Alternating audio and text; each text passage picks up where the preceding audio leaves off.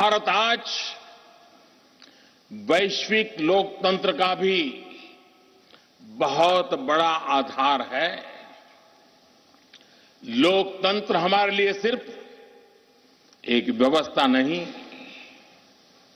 एक संस्कार है, एक विचार है, एक परंपरा है। हमारे वेद हमें सभाओं और समितियों के लोकतांत्रिक आदर्श सिखाते हैं। महाभारत जैसे ग्रंथों में गणों और गणतंत्रों की व्यवस्था का उल्लेख मिलता है। हमने वैशाली जैसे गणतंत्रों को जीकर दिखाया है। हमने भगवान बसवेश्वर के अनुभव मंटपा को अपना गौरव माना है। तमिलनाडु में मिला 900 ईस्वी का शिलालेख आज भी हर किसी को हैरान कर देता है।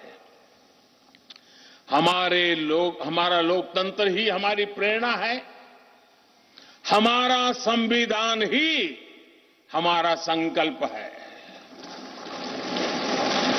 इस प्रेरणा,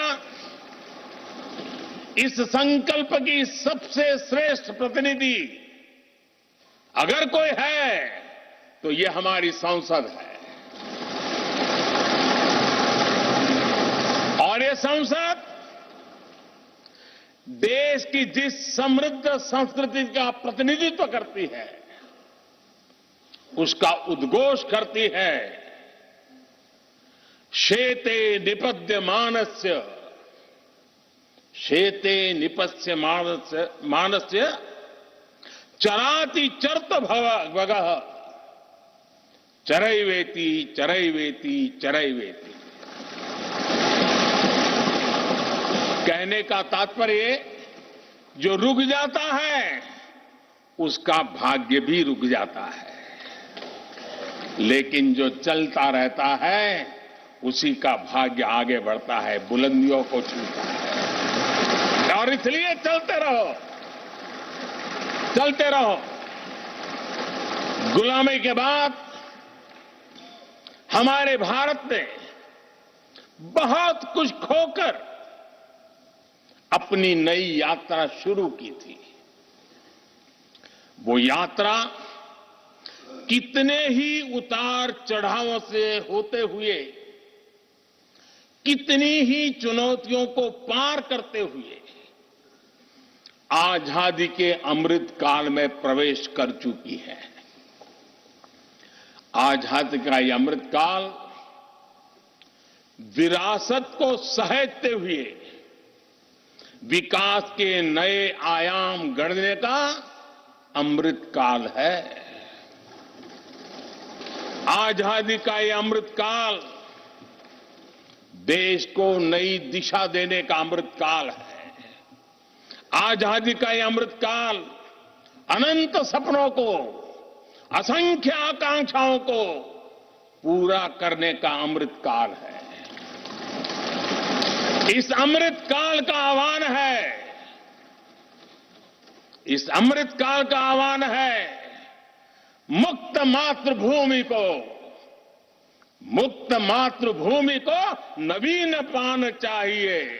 नवीन पर्व के लिए नवीन प्राण चाहिए। मुक्त गीत हो रहा, मुक्त गीत हो रहा नवीन राग चाहिए। नवीन पर्व के लिए नवीन प्राण चाहिए।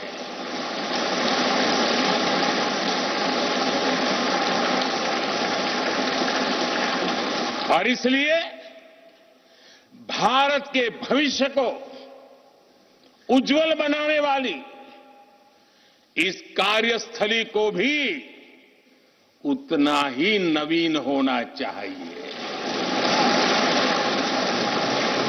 आधुनिक होना चाहिए।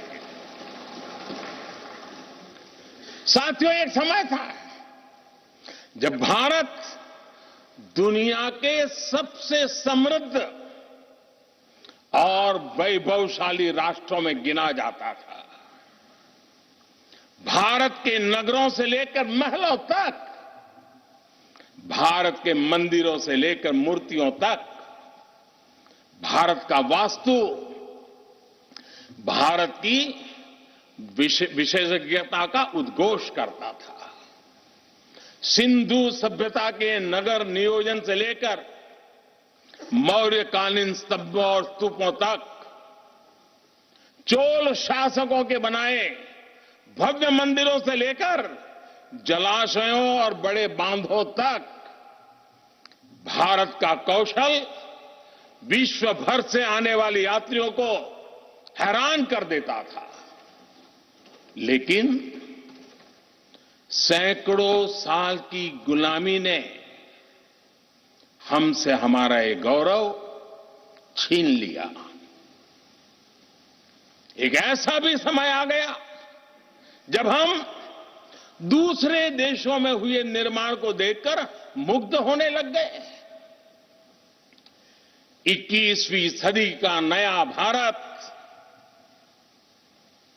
बुलंद हौसले से भरा हुआ भारत अब गुलामी की उस सोच को पीछे छोड़ रहा है। आज भारत प्राचीन कला की उस गौरवशाली धारा को एक बार फिर अपनी तरफ मोड़ रहा है और संसद की ये नई इमारत इस प्रयास का जीवंत प्रतीक बनी है। आज नए संसद भवन को देखकर हर भारतीय गौरव से भरा हुआ है। इस भवन में विरासत भी है, वास्तु भी है, इसमें कला भी है, कौशल भी है, इसमें संस्कृति भी है और संविधान के स्वर भी है। आप देख रहे हैं कि लोकसभा का आंतरिक हिस्सा, यहां भी देखिए, यहां भी देखिए, राष्ट्रीय पक्षी मोर पर आधारित है। राज्यसभा का आंतरिक हिस्सा राष्ट्रीय फूल कमल पर आधारित है और संसद के प्रांगण में हमारा राष्ट्रीय वृक्ष बरगद भी है। हमारे देश के अलग अलग हिस्सों की जो विविधता है, इस नए भवन ने उन सबको समाहित किया है।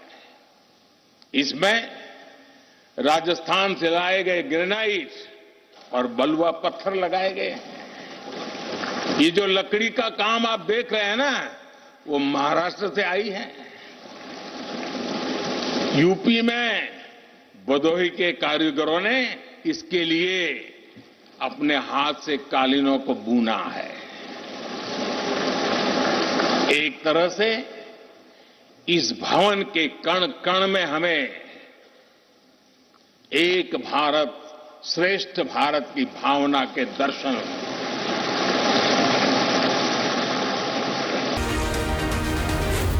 जी न्यूज।